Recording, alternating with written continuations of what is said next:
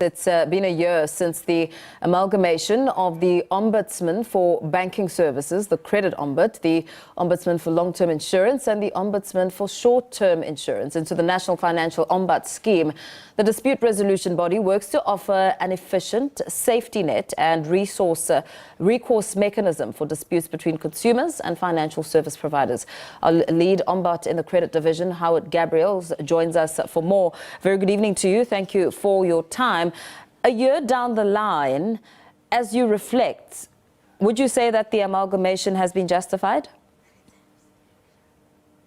I really believe so.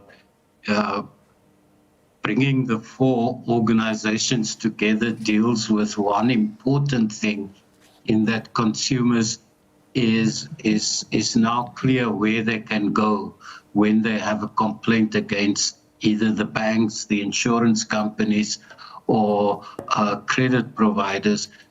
Bringing the four organizations together also brings together the different skill sets that was built up in the different organizations before the amalgamation.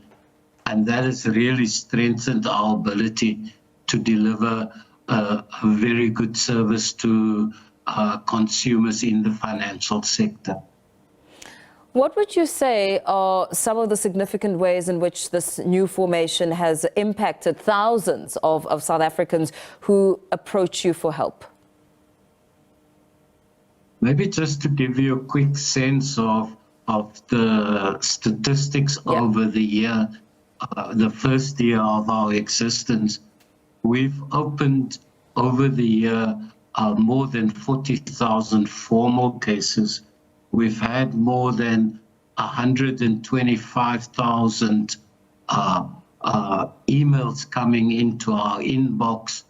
We've had 127,000 calls through our call center. We also have a WhatsApp line where consumers can contact us through the WhatsApp line. And on that line, we had more than 25,000 calls. So you can see that consumers are reaching out for assistance in large numbers, which may be a sense of the crisis many consumers are facing. As the economy is going through a difficult time, many consumers are challenged by their inability to service their debts, to deal with issues of complaints against the insurers and so forth.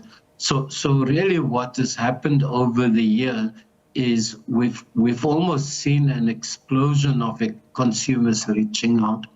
It's really important to understand that when a consumer have a problem with the financial institution, that we encourage those consumers to talk to the financial institutions. And if they're not happy with the outcome of that engagement, then they're welcome to contact us. Yeah.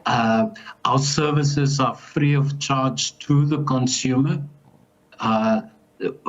They are able to rely on the Ombud as an independent, impartial body that will listen to both sides of the story. So when they make a complaint, we will investigate that complaint, and we will give the financial institution an opportunity to present their side of the story as well.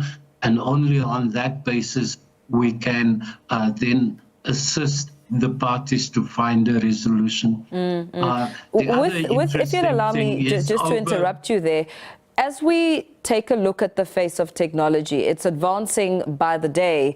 What challenges would you think, or that the financial sector's growing reliance on technology presents to the NFO's work?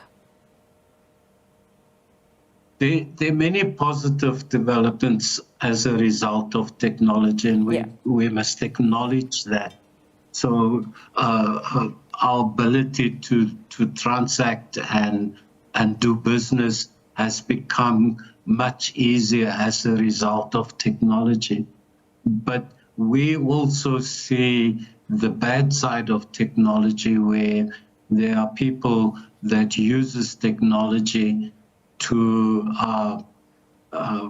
defraud people, for example. So we see many cases where consumers have been conned into giving some of their personal information.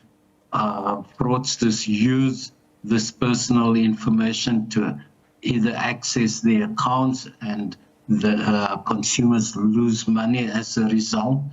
Alternatively, we've seen cases in the credit space, for example, where the fraudsters would impersonate that person and open accounts in the person's name, or buy things online in the person's name, and then the consumer later on find out that they indebted for those items that they never bought. So it's really important to understand that the consumer need to be vigilant in not giving out personal information to anyone that is not authorized to have that information. And consumers need to wise up to protect themselves against people that are using these means to get access to their accounts and their businesses. As you urge consumers to wise up, the financial services space, we know, can be complex and broad. What would you say to South Africans who conduct business with the sector about looking for inappropriate deals and contracts? The most important thing is to understand that the financial sector is regulated. So we've got regulators like the Financial Sector Conduct Authority, the National Credit Regulator, and so forth. And the first important thing is to make sure that when you enter into contracts, that you enter into contracts with credible institutions that are registered with the regulators. That registration gives you some form of protection if anything goes wrong. The other thing I just want to say, by the way, is that it's important that when you enter into contract, that you read that. You cannot afterwards claim that you did not know when you have signed the terms of the contract, because you normally sign to say, I've read and understood that these conditions will be binding on myself. So it's really important that when consumers later on find them in trouble with their listing on the credit bureaus, for example, and their credit profiles being impaired, that they are sure they have engaged with credit providers that are registered with the regulators. Absolutely. Thank you so much for speaking to us.